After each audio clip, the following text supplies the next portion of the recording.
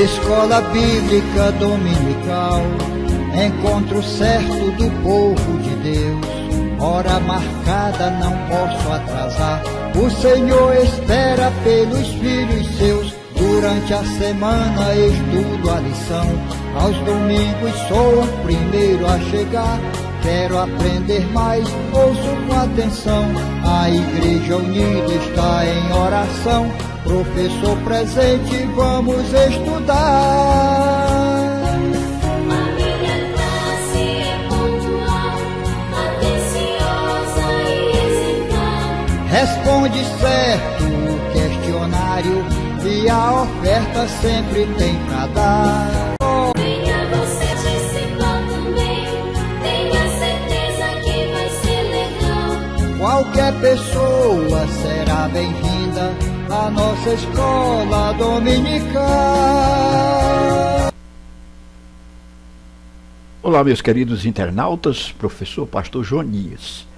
Estamos diante da lição 3 do segundo trimestre de 2018, usando as lentes da fé e dos propósitos de Deus. Antes de adentrarmos nesse assaz importante tópico da Bíblia Sagrada, gostaria de agradecer a todos que estão acessando nossos vídeos, que estão acessando nosso blog Net Dominical. Nós temos toda uma dedicação através dos vídeos e do blog Net Dominical, uma dedicação especial à Escola Bíblica Dominical.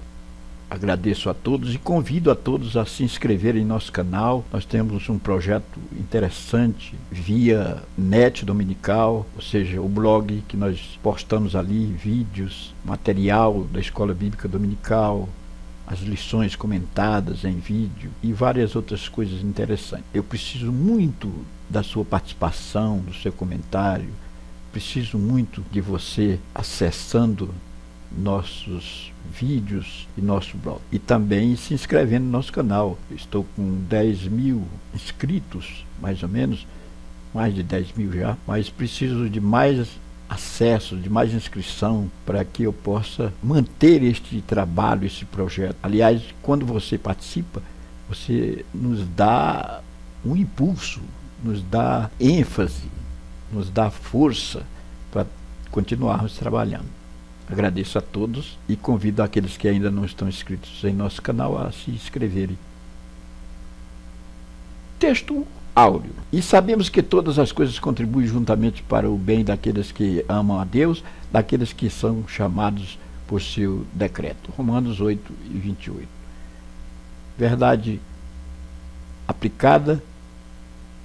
Enquanto estamos debaixo do sol, os discípulos de Jesus precisam ter sempre em mente a importância de usar as lentes da fé e dos propósitos de Deus. Objetivos da lição: explicar a importância e o significado da cosmovisão, destacar a postura de José diante de realidades adversas e favoráveis, mostrar que a base da cosmovisão do discípulo de Jesus Cristo é a revelação de Deus nas Escrituras Sagradas. Texto de referência nós encontramos em Gênesis capítulo 45, versículos de 4 a 5 e de 7 a 8.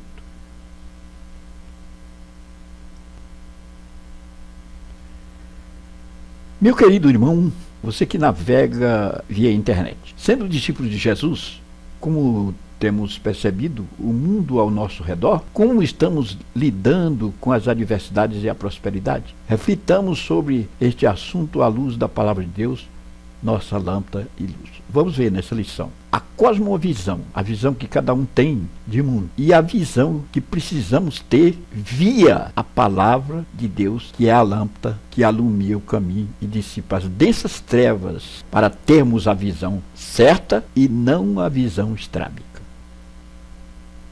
Primeira parte: cosmovisão. Cosmovisão, significado e importância.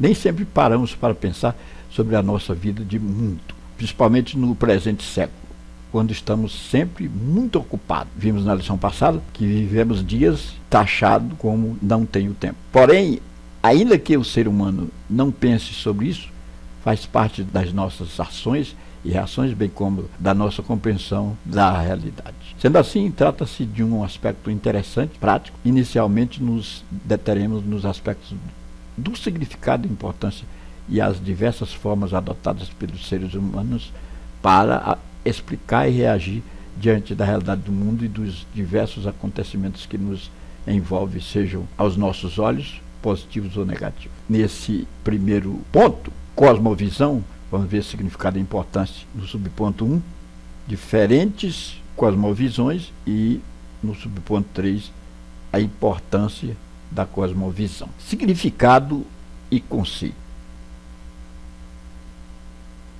Todo ser humano possui uma forma de visualizar o mundo. É a maneira subjetiva de ver e de entender o mundo. Esse termo cosmovisão está plantado na língua grega, cosmos. Sabemos que a nossa língua portuguesa ela está estruturada basicamente em duas línguas, a latina e a língua grega. E a palavra cosmovisão está plantada na palavra ou no vocábulo grego cosmos, que significa universo, mundo. Constantemente esse termo é reportado ao termo alemão Weltanschauung, que significa visão de mundo. Mas foi o famoso matemático e filósofo grego Pitágoras que usou o termo cosmos pela primeira vez com a visão de mundo, ou no sentido de universo de mundo. Cosmovisão aqui nos traz uma proposta de enxergarmos o mundo, e cada um tem a sua forma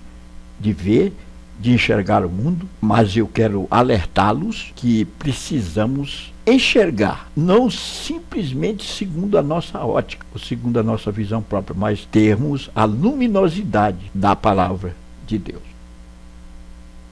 Diferentes cosmovisões. Aqui nesse texto nós vamos ver, cada pessoa tem seu modo de visualizar, interpretar e agir no mundo de acordo com suas crenças e realidades da vida da qual está inserida, conforme a cultura, conforme as influências. Porém, cosmovisão não é um sistema, não é uma filosofia, não é uma vertente teológica, não é uma vertente filosófica, não, mas é o modo como cada um enxerga ou visualiza o mundo. E nós temos aqui diferentes cosmovisões. Por exemplo, os teístas, que são os que creem em Deus como criador de todo o universo e que nos criou a sua imagem e semelhança. O teísmo cristão, que vê Deus agindo no mundo que o mesmo Deus criou e sustenta. Já o deísta, apesar de parecer como teísmo, é diferente. São os que acreditam em Deus como criador, mas que não está presente, não age mais sobre a criação e que, portanto, não é pessoal nem providente para os homens. O deísmo, em sua forma mais básica, é um filho do racionalismo e do iluminismo. Esses movimentos do século XVI e XVII que abriram a mente do homem e deram-lhe uma nova postura. Os humanistas valorizam a capacidade do homem para mudar a realidade. O homem é o centro da razão, independente da vontade de Deus. Ainda tem o naturalismo, que é um filho do deísmo. Estes afirmam categoricamente que Deus não existe. Ainda de forma resumida, o niilismo, essa palavra niilismo vem do latim nihilis, que significa literalmente nada. Nesta cosmovisão, qualquer busca por um sentido deve ser abandonada, pois não existe sentido para a existência. O existencialismo é uma tentativa de superar o niilismo. O sentido que existe não é o sentido da realidade objetiva, mas da realidade subjetiva. Todas essas cosmovisões são de homens falíveis e não de Deus. A Escritura Sagrada é o sólido fundamento da verdade de Deus. Nunca muda, nunca é abalado e nunca desvanecerá. Devemos seguir a verdade de Deus. Aqui nós temos várias óticas, várias vertentes. O mundo visto por prismas diferentes, por lentes diferentes. A lente tem uma especificidade de aumentar, de fazer com que enxerguemos com melhor precisão algo. E essas diferentes lentes aqui norteiam modos diferentes de viver, de enxergar. Porém, o comentarista nos adverte que devemos nos orientar pela palavra de Deus, ou seja, a Escritura Sagrada, que é o sólido fundamento da verdade de Deus. Há uma miscelânea de cosmovisões, de postura, de visão diferentes, heterogêneas, porém, a que norteia o rumo certo é a visão pela ótica da palavra de Deus. 1.3. A importância da cosmovisão. Já que cada um tem a sua visão própria, cosmovisão é a visão peculiar de cada indivíduo em enxergar o mundo. Será que existe um parâmetro para nos abalizar ou para interpretar e visualizar a realidade na qual estamos inseridos? Eu faço uma pergunta. Aqui o autor nos remete à compreensão que não devemos escolher ou tomar decisões somente pelo que vemos, ouvimos, pensamos ou sentimos, mas sim tomar as decisões baseadas em razões. Não agir de maneira precipitada. É preciso ter cautela e discernimento para não errarmos em nossas escolhas. A questão de qual é a nossa cosmovisão é muito importante, pois ela se liga aos nossos valores, nossos ideais, nossas prioridades e nossos anseios. A nossa cosmovisão deve orientar a maneira como vivemos. Afinal, qual é a nossa cosmovisão? Aqui reside a importância da cosmovisão, da maneira de enxergar, abalizados na palavra de Deus.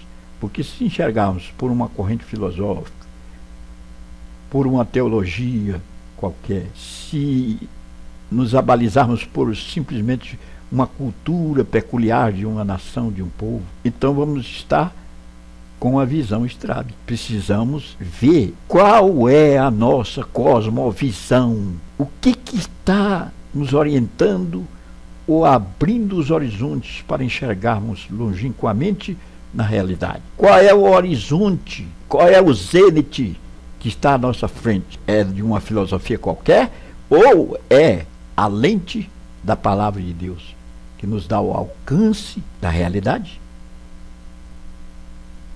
Segunda parte, temos aqui o exemplo de José. Dentre muitos exemplos encontrados na Bíblia, destaca-se a postura de José diante de realidades adversas e favoráveis. Ele demonstrou uma visão de mundo baseada não somente na superficialidade dos fatos, mas na sua fé em Deus e nas promessas e propósitos do Senhor na sua vida e dos seus. Exemplo de enxergar bem o mundo. Aí José e a realidade no lar, José e a realidade longe do lar, José e a mudança da realidade. Vamos ao conteúdo dessa segunda parte. José e a realidade no lar. A história de José é uma das mais atrativas da Bíblia Sagrada. Filho querido de Jacó, era o alvo das atenções de seu pai Jacó. Ele conviveu com seus irmãos e, por ser predileto de Jacó, foi alvo de intriga, de dissensões, de inveja e de muito ódio. Mas José não se deixou abater pelas circunstâncias adversas. E através da vida de José aprendemos que o sofrimento, não importa quanto seja injusto, desenvolve um caráter forte e uma visão profunda. Porque José foi levado em cativeiro, foi vendido, foi injustiçado, mas ele soube bem se comportar diante de situações de adversidade. José e a realidade longe do lar. Distante do seu lar, depois de vendido pelos seus próprios irmãos, ele foi parar nas mãos do Potifar no Egito. Mas o Senhor estava com ele. Ele foi alvo das atenções do Potifar, dos presidiários, carcereiro, Mó, todos tinham os olhos fitos em José. E ele soube bem se comportar e passar pelas provas e chegar ao topo, saindo dos muros da prisão para o palácio do faraó. Oh, mas isso é glorioso. Longe do seu lar, longe da casa do seu pai, longe dos seus irmãos, numa terra distante, mas soube bem se posicionar e ter sucesso.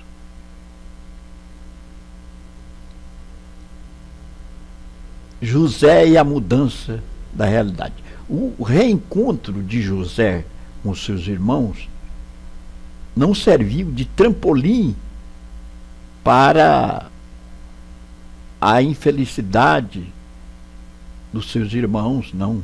Muito pelo contrário, serviu de meio para a bênção da casa de Jacó, seu pai.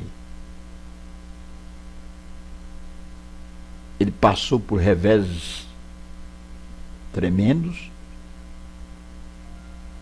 passou pelo crivo da prisão, foi injustiçado, foi caluniado, mas ele, como prisioneiro e escravo, José poderia ter perdido as esperanças na situação em que se encontrava. Porém, sua visão estava em Deus, que ele capacitava, por isso ele deu o melhor de si em cada tarefa referida. Olha aqui, a cosmovisão, a visão que ele tinha de Deus, a realidade. Deus tem os seus projetos, os seus desígnios. Nós precisamos enxergar, ter essa visão, o que Deus quer conosco e mudar a realidade. Deus, em seu plano maior, quer que nos encontremos e tenhamos resultados eficazes. José e a mudança da realidade. Aqui nós temos uma bela lição.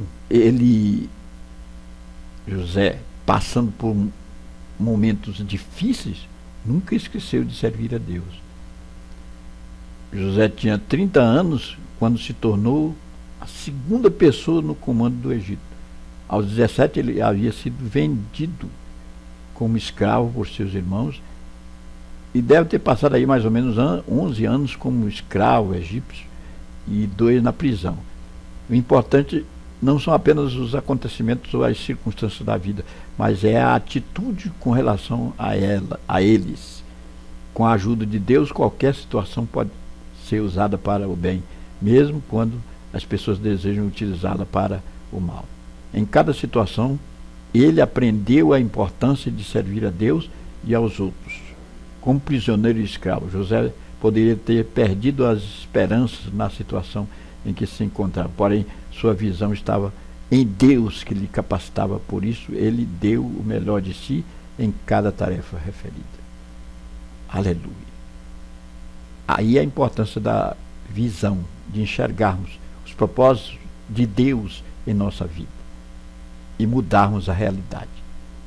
Não fomos chamados para que o meio exerça influência sobre nós, mas fomos chamados por Deus com uma proposta melhor para influenciarmos o meio, para termos influência sobre o meio. A nossa visão de mundo precisa se projetar na panorâmica da propositura de Deus.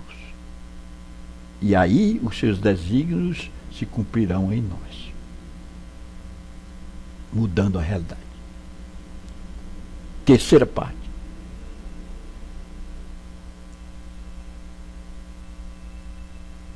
A fé e os propósitos de Deus.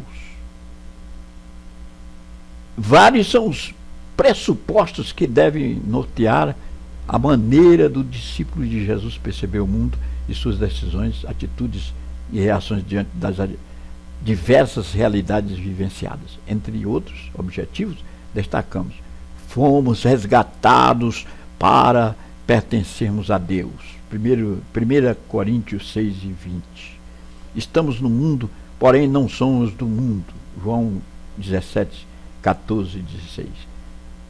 Devemos fazer tudo para a glória de Deus. 1 Coríntios 10:31.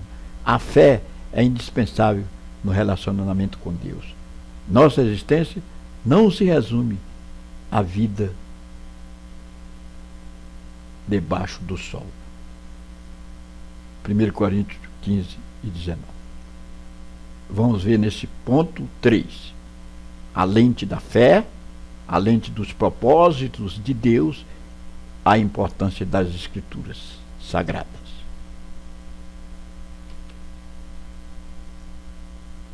Conteúdo da terceira parte. A lente da fé. O ambiente que José foi criado permitiu que ele tivesse uma visão apurada da realidade de vida no presente. Como citado pelo autor da revista, José conhecia a história de sua família. Por certo, ele ouviu falar através do seu pai, do seu avô, do seu bisavô Abraão, seu avô Isaac, seu pai Jacó, que tinham um histórico que dava um embasamento para uma visão de mundo na ótica de Deus. Abraão, o pai das alturas, o homem chamado para ser uma bênção a todas as nações da terra. Aqui José, por certo, ouviu falar. Isso fez com que ele visualizasse os fatos, as coisas, através da lente da fé. Precisamos enxergar pela ótica da fé.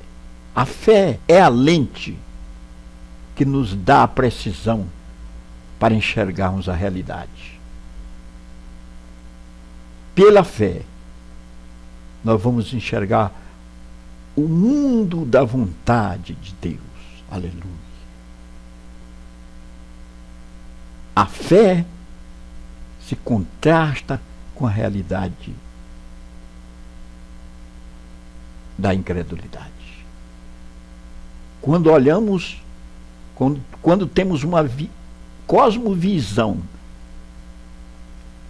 pela incredulidade, pela nossa bagagem própria, pelas nossas filosofias e boas maneiras de vida, nós não agradamos a Deus. A fé se contrasta com a incredulidade, com o que é material simplesmente. Na visão, nas diferentes cosmovisões dos deístas, dos humanistas, dos teólogos e dos filósofos, nós não vamos agradar a Deus. Aqui, a lente é a fé. A lente dos propósitos de Deus, mesmo que não compreendemos, o Senhor não faz nada em vão. Tudo que Deus faz tem um propósito. Ele conhece o passado, o presente e o futuro. Assim Deus age na vida de seus servos, porque tem um propósito a se cumprir. Penso que José não sabia o que seria dele depois que foi vendido como escravo e levado para o Egito. Mas veja bem, uma coisa aconteceu. A fé que possuía em Deus nunca foi diminuída diante dos sofrimentos que passou.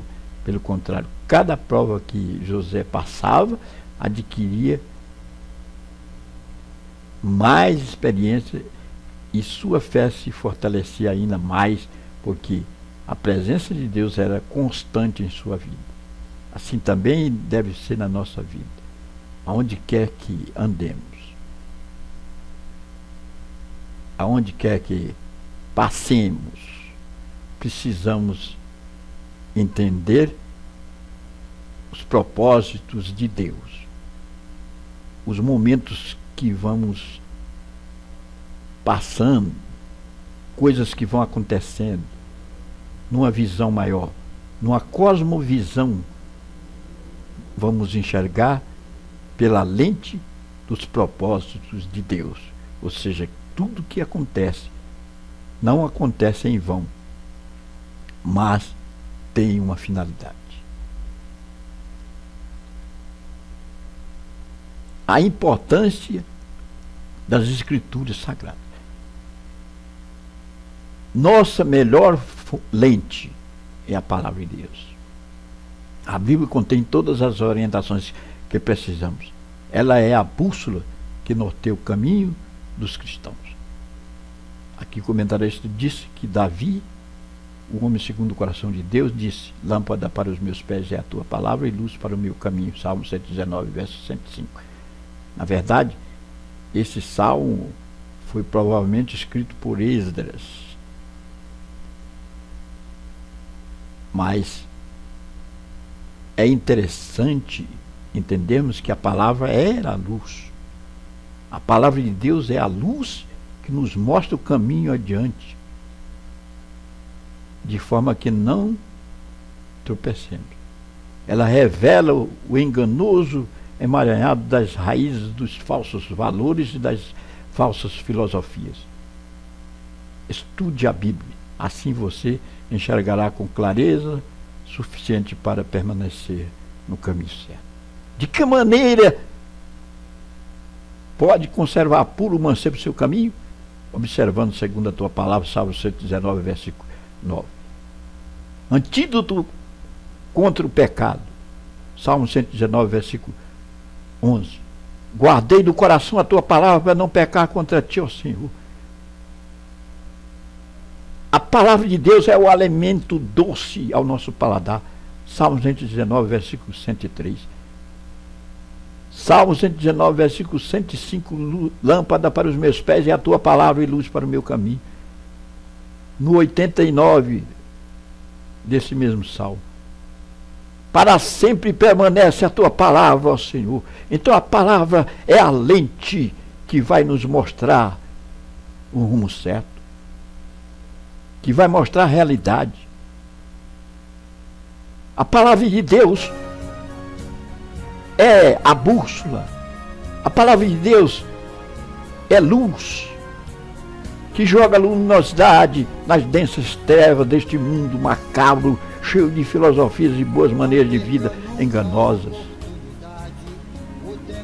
A palavra de Deus abre o leque, abre os horizontes e nos faz enxergar o zênite infinito da vontade retilínea de Deus. Oh, aleluia! Oxalá possamos ter uma cosmovisão pela palavra de Deus, não por filosofias, não por culturas próprias, culturas de um povo, de uma nação, não por boas maneiras de vida, não por bons encaminhamentos de meios sociais, mas a palavra de Deus permanece para sempre mostrando o caminho e o rumo certo. Meu querido irmão, precisamos aprender a vivenciar os bons e os maus momentos, pois ambos fazem parte do processo da formação do discípulo de Cristo. É preciso cuidado para que nossa mente não fique contaminada com a cosmovisão mundana, mas que nosso entendimento seja sempre renovado para a glória de Deus. A preocupação aqui é nos encaminhar a uma cosmovisão pela palavra de Deus, não pela visão mundana.